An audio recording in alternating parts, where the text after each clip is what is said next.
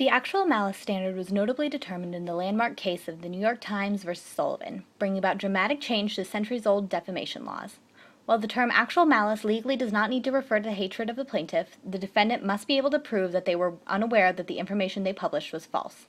In 1989, the case of Hart-Hanks Communications versus Cottonen refined the actual malice standard, ruling that cases in which reporters wrote with reckless disregard for the truth, plaintiffs could be awarded compensatory damages on the grounds of actual malice. A little background on the case. In November 1983, Daniel Cottonen unsuccessfully ran for the position of municipal judge of Hamilton, Ohio, losing to the incumbent James Dolan. A local newspaper at the time, the Journal News, supported the incumbent Dolan, and about a month before the election, Dolan's director of court services resigned his position and was subsequently arrested on perjury charges. On November 1, 1983, while a grand jury investigation of the charges was still taking place, the Journal News ran a front-page article quoting Alice Thompson, a witness at the trial. Thompson was quoted as saying Cottonen had used dirty tricks and had offered both Thompson and her sister tangible benefits, including employment opportunities and a trip to Florida, in appreciation for Thompson's testimony against Dolan at the trial. In the lower court proceedings, Cottonen filed suit against Hart-Hanks Communications, the publisher of the Journal News, alleging that the article had defamed him and caused his personal, professional, and political reputation to be damaged. The defendant, Hart-Hanks, pushed for a summary judgment, arguing that even if Thompson's statements were false, the article was protected under the First Amendment. The district court denied their motion. A panel of jurors then heard 3 separate interviews, 2 by the Journal News reporters and 1 by Cottonen. The jury found that the reporting in the article was defamatory, false, and published with actual malice. The court awarded Cottonen $5,000 in compensatory damages as well as $195,000 in punitive damages. It then moved to the Supreme Court, and the Supreme Court decided in a case of 9-0 majority opinion delivered by John Paul Stevens and affirmed the lower court's decision, writing that the court's ruling did not encroach upon the First Amendment rights of the publisher and that the lower court was not incorrect in labeling the article as defamatory and false. They referenced the precedents set in New York Times versus Sullivan, which state that public figures such as Cottonen must definitively prove actual malice to be awarded damages in libel suits. The court found that the Journal News was guilty of defamation. They ruled that the reporters acted with reckless disregard for the truth. According to the court, the paper relied on questionable sources, did not seek out other more reliable sources, ignored taped evidence to the contrary, and ignored Cottonen's statements to the contrary as well.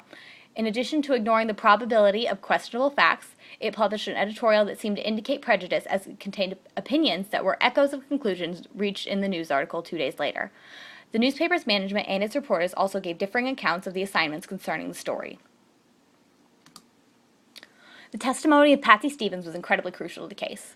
Justice Stevens found that Patsy Stevens, the sister of Journal News' reporter Alex Thompson, had been present with Cottonen and allegedly played dirty tricks with the sisters. Thompson reported that Stevens could confirm the accusations against Cottonen.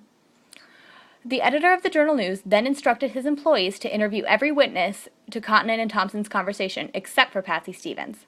All other witnesses to the exchange denied Stevens' accusations. Justice Stevens then ruled that a responsible newspaper would and should corroborate with obvious sources.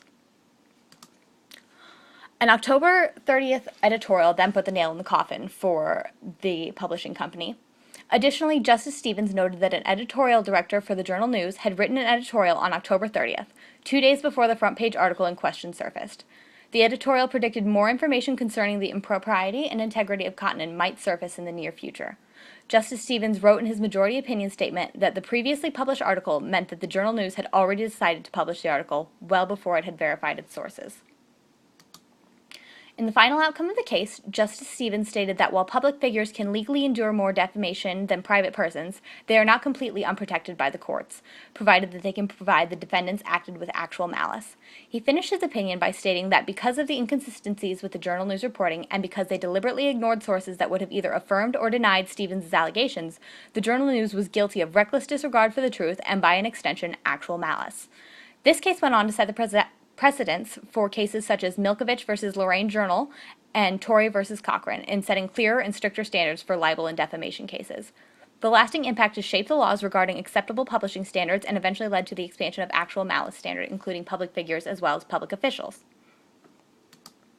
The relevance to this course is throughout the court case. As PR professionals, it will be important for us to know the laws pertaining to any information we publish regarding the companies we work for or competing companies, in addition to being well versed in the requirements needed to win a defamation suit should any one of us have to represent a victim of libel. The refined definition of actual malice in this case will also be important to be familiar with if we were ever to be accused of producing libelous works. In such situations, we must be able to prove the validity of the statements or evidence that the comments were opinions and not verifiable facts. The decision of the court cases deals with the issues straight from our textbook and the subject of many of our discussion board posts regarding defamation and how to protect ourselves as professionals as well as the images of our clients. The Supreme Court decision attempted to clearly outline what was previously the very blurred lines of defamation cases and sets precedents for all future cases regarding irresponsible journalism in libel cases. This landmark court ruling is essential for public relations professionals to be aware of, lest we or our clients fall victim to the threat of malicious journalism. Thank you.